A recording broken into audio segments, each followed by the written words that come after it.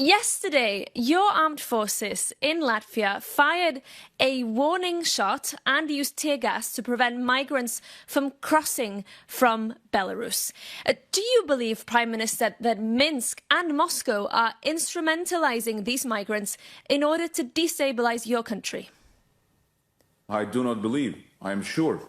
This happens since 2021. We're being tested, not just us. This moment, it is us. It is any given moment, it is our neighbors, Lithuania, Estonia, Finland, or Poland. Any of us are tested.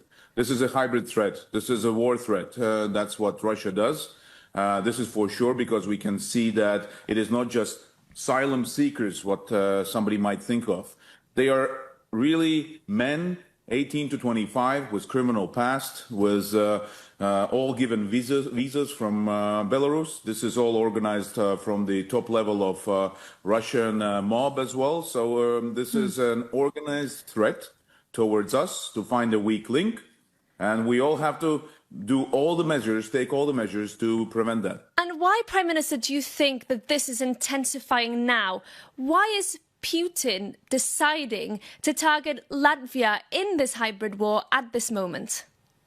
Because he's losing in Ukraine. Simple. He needs to take attention somewhere else and have this action.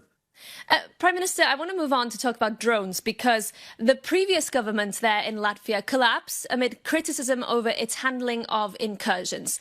What are you and your government doing differently to ensure Latvia is better prepared and protected against this threat? We're not simple. We're talking the truth. We're not giving any anticipations which cannot be met.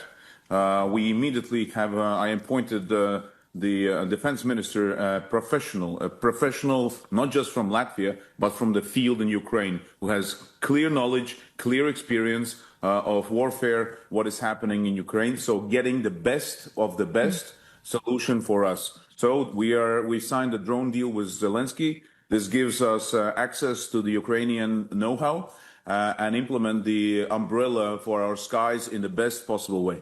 Do you think that the EU more broadly is moving quick enough on this? Because we know that this is a threat across the eastern flank. We know that the European Commission here are talking about a drone wall.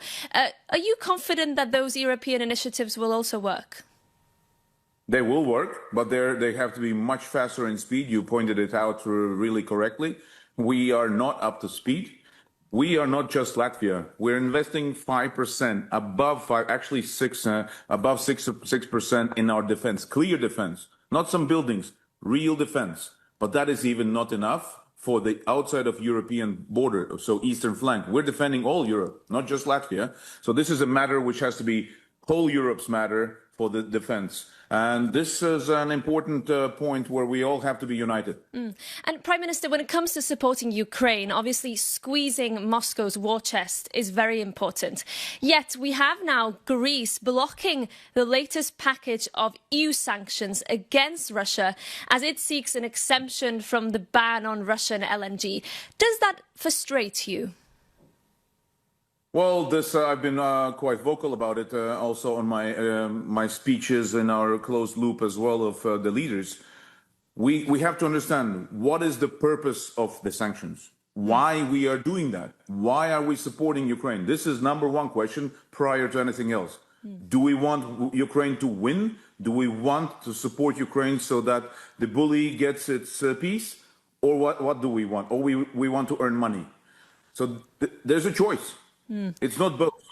So the sanctions has to be implemented. But above all, the best sanctions, what work today, are the long-range Ukrainian sanctions deep into Russian heart, which is gas infrastructure, petrol station infrastructure. That is the biggest pride what Russia has. That's their only asset, is selling gas.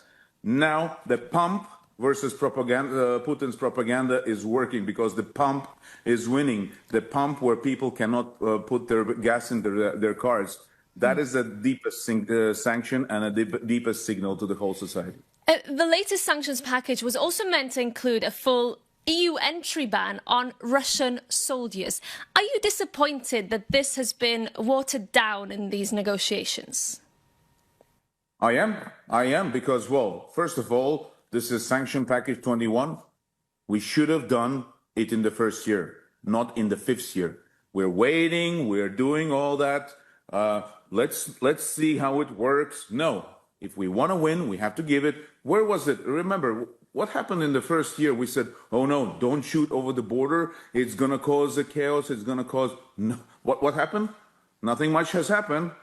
But the escalation, so many Ukrainians had to die just because we did not take the decision timely enough. So I think it's in all our interests just to finally unite, push it through, and give the Ukrainians the momentum to use the momentum what they have now. Okay, Prime Minister Andrius Kulbergs, that's all we have time for, I'm afraid, but thank you so much for joining us, and we hope to see you again soon on Europe Today.